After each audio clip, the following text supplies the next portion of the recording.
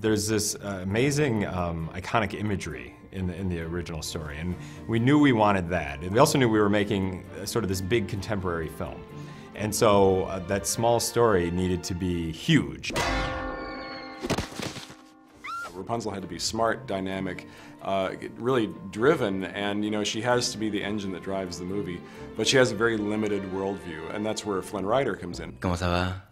Moi, c'est Flynn Rider. We kept trying to find ways to flip the characters and try to make them different than you might expect coming into the movie. You know, Flynn is, instead of being a handsome prince, he's a handsome thief. And Rapunzel is not sort of a shy princess waiting to be rescued. She's this very dynamic, kind of quirky girl that you might feel like you know. And Gothel may be one of the smartest Disney villains ever, which is great. Sais-tu ce que je vois? Je vois une jeune femme ravissante, pleine d'assurance et d'énergie. Tu es là, toi aussi?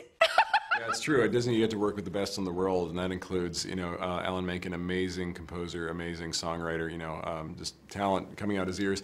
And then Glenn Keane, who has been the heart of Disney 2D animation for the last 3 decades. For one thing, it's strange that I'm so obsessed with characters with a lot of hair, from Pocahontas to the Little Mermaid to the Beast to Aladdin to Tarzan. But I find that actually the hair is much more than just an appendage or a decoration.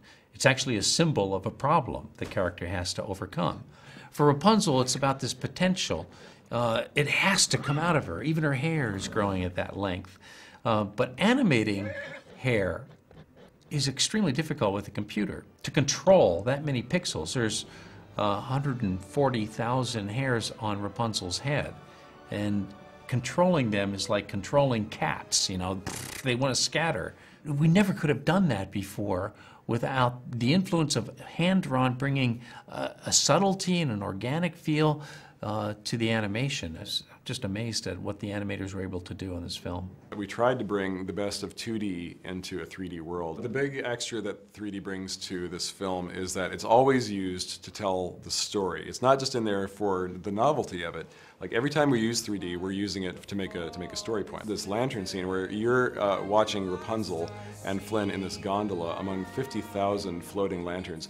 The 3D puts you in the boat with Rapunzel. You become a part of that scene, and it really involves you like nothing else can. We love hilarious movies. We love movies with, you know, giant action roller coaster type sequences. And we love movies with a ton of heart and emotion.